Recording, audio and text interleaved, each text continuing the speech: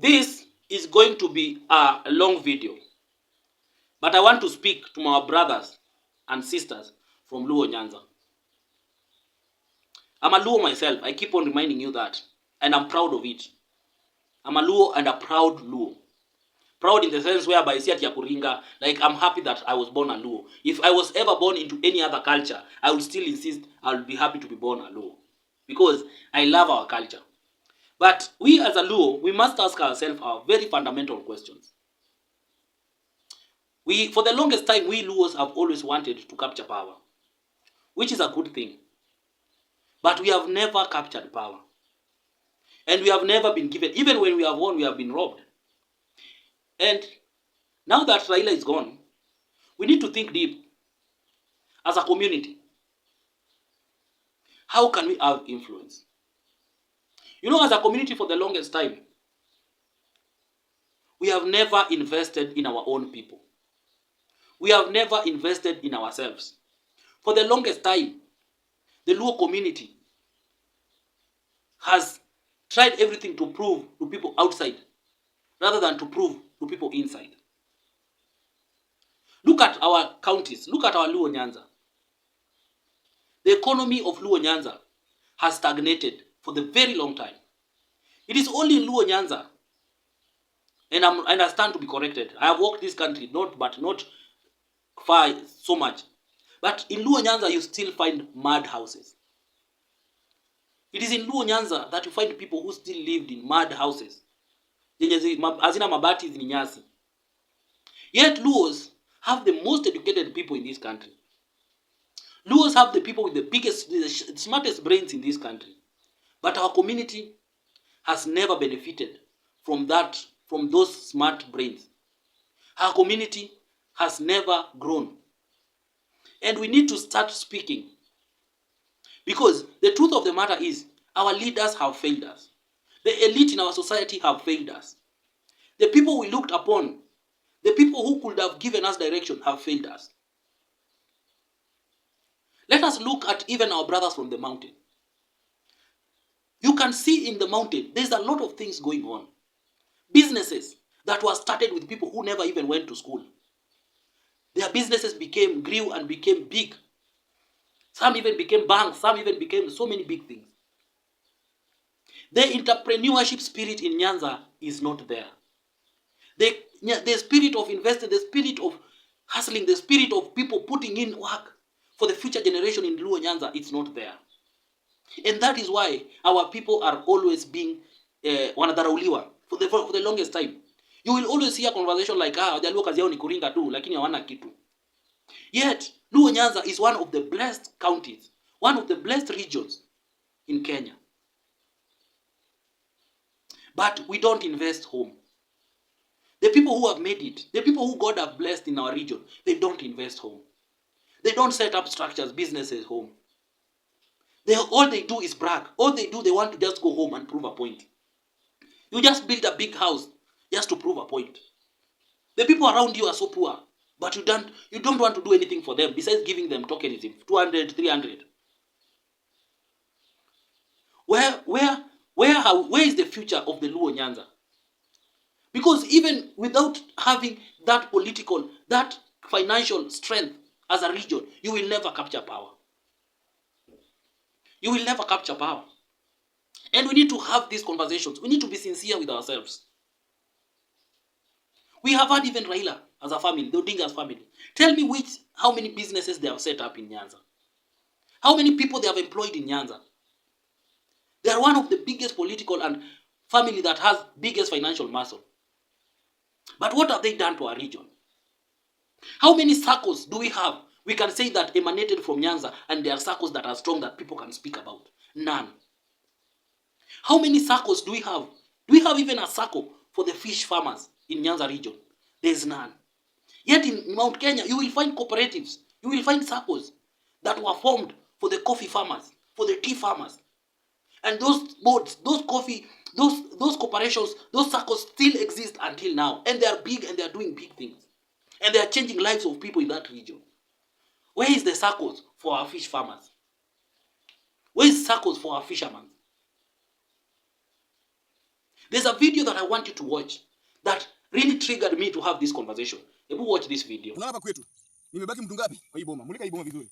Unaona hii boma yote, hii boma ambayo unaiona hivi. Hii ilikuwa boma kubwa na mimi nimebaki mtu ngapi? Hii shamba ambayo unaiona hii shamba sasa. Sasa huyu ndio mwenyewe, huyu ndio title deed ya shamba. Kama huyu mzee wangu alizaliwa 1907 na by 1980s ilipata kama shafariki. Hii matanga ya mzee hapa ni kwa kina mzee. Ukiangalia pale huyu mzee wangu alikuwa na mabibi sijui wa 6. Mzee wangu alikuwa na bibi wa 6 na bibi wa 6 wote wamezikwa hapa ndani. Bibi wa 6 wajukuu wao wamezikwa hapa, watoto wao wengine wakazikwa hapa. Hiyo nyumba ambayo mnaona hapa. Unaona hii nyumba, mtu kamera angalia hapa kwa mjenga. Mtu kamera kwa mjenga angalia hii. Unaona hii nyumba? Hii ndio ile nyumba ya nyanyangu ambayo tulikuwa tunachezanga na yeye rumba ile kitambo. Alafu ile nyumba pale, hiyo ni nyumba yangu. So kwa hii boma tulikuwa tumebaki watu wangapi? Watu wawili. Yeye pia safariki, yeye pia tulizikwa yeye pale. Sasa huyu, hii nyumba ambayo unaiona hapa, mtu wa kamera tumia kile, muleka huko. Hii nyumba ambayo unaiona hapa ni nyumba yangu. Na hii shamba ambayo unaiona, huyu ndio sasa hizi sasa na own title deed. Na kwa hii dunia tutaishi milele. So kwa hii boma yote, na declare leo kwa hii boma yote, I'm looking for a serious lady, a serious wife material. I've been single for long. Nimekuwa nikiteseka na maisha, lakini leo hii nataka niangalie msichana ambaye anaweza ishi kwa hii gunda. Hapa kuna mtu. So kuwa ready msichana, kama unaogopa penye watu wamezikwa itakuwa ngumu kidogo. So I'm declaring today, I've been single for long. I'm looking for someone who is serious to start life with. Hapa ndio kwetu penye nakaa. Usijali, shamba ni kubwa. Hata kama mtakuwa, hata mimi kama goka yangu alijaribu kwa bibi wa 6, mimi hata nikipata bibi wa 7, iko shida gani juu hii shamba tuweze maliza na bibi moja? Unasikia mtu wa kamera? Mulika shamba vizuri bana. Onyesha lenye home iko, onyesha forest, onyesha vitu, onyesha mtaa. Yaani hapa ndio kusema bana. Hiyo shamba yote mulika shamba, zunguka waje kutumia akili. Zunguka. Zunguka kabisa. That is a video of a guy who anajiita sijui kama uwa nini, sijui, but he's a Luo. The guy speaks in Jacaranda. He does those bunge la mwananchi politics. Look at the kind of land that guy has. Angalia hiyo shamba yenyewe jamaa ako nayo.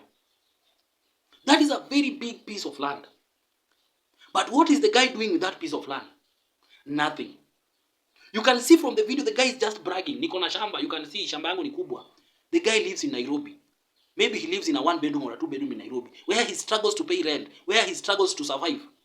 Yet he has one of the biggest capital at home. And this is a story of so many Luos, so many lawyers who have abandoned acres and plots of land in their rural home to come and live in Kawangware, to come and live in Madare, to come and live in Uruma. Just to prove a point, just to say that they live in Nairobi. We need to think as a people. The leaders that have been there have failed us. The leaders that have been there have failed us.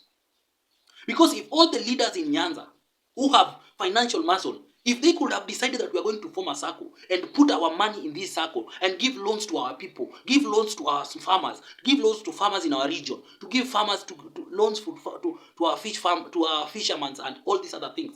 Tell me how far this Nyanza, our region, could have grown.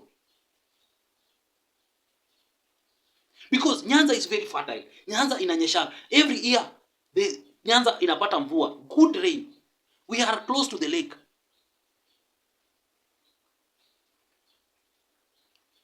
Our people, the people from Mount Kenya, their leaders ensured that most of those ancestral lands walipata title deeds. And they were able to take loans against them. And that is why they were able to grow. And that is why they were able to take their children to school. And that is why they were able to do farming.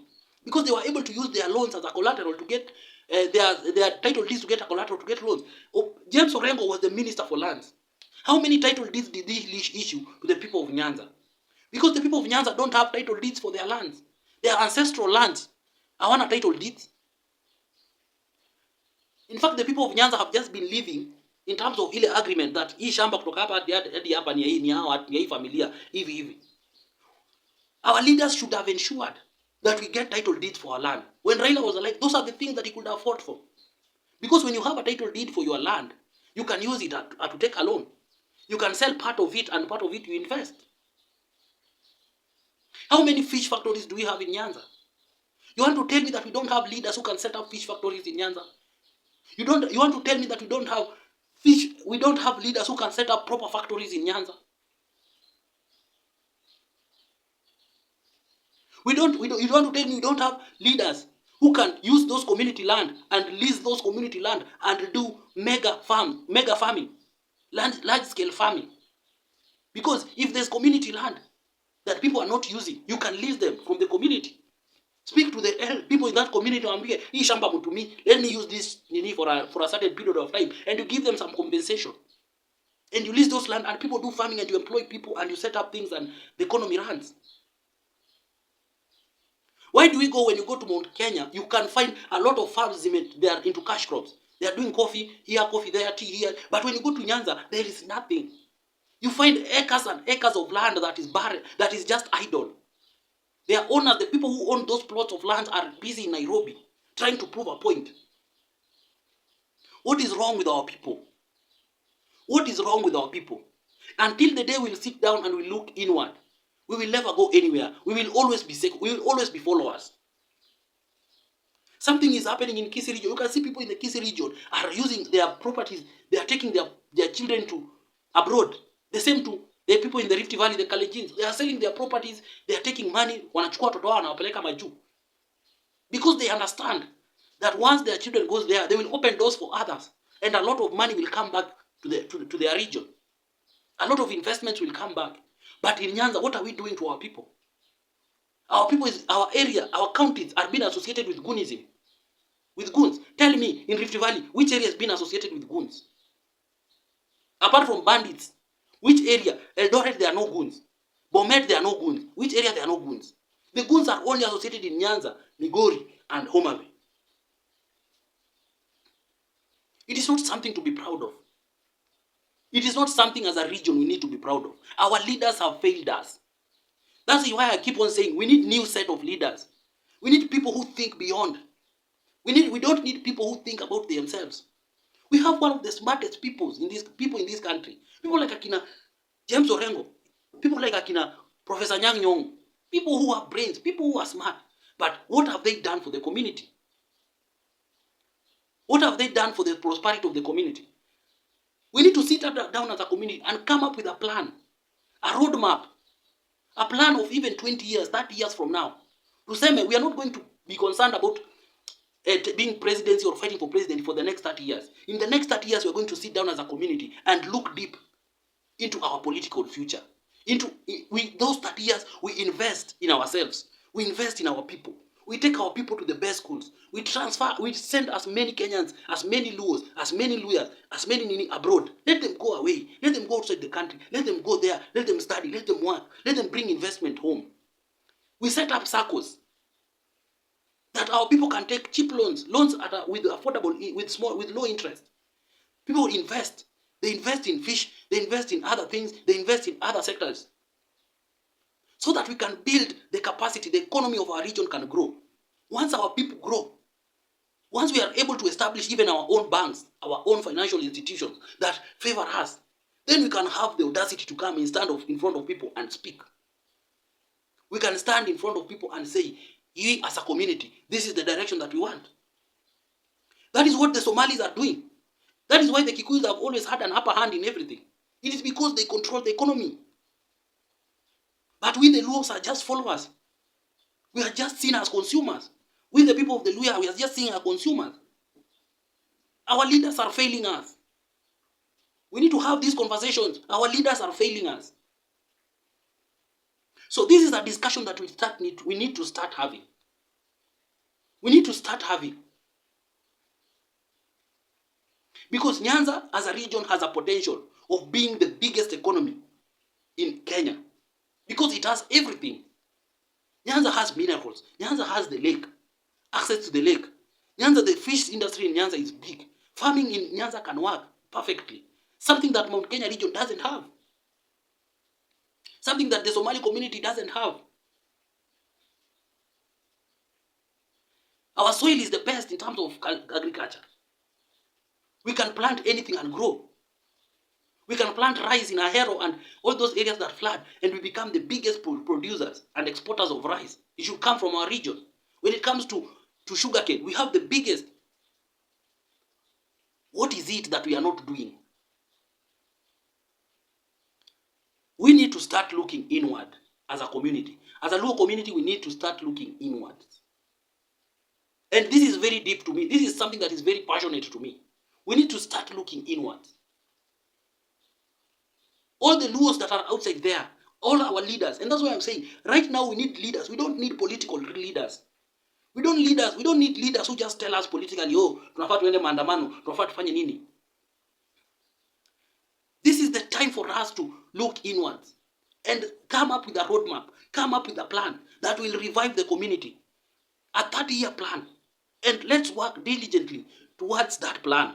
And in the next 30 years, the Luo community will be something that will be very hard to ignore. When it comes to economy, when it comes to the political decision of this country, and it comes to the economic decision in this country, we will never be ignored.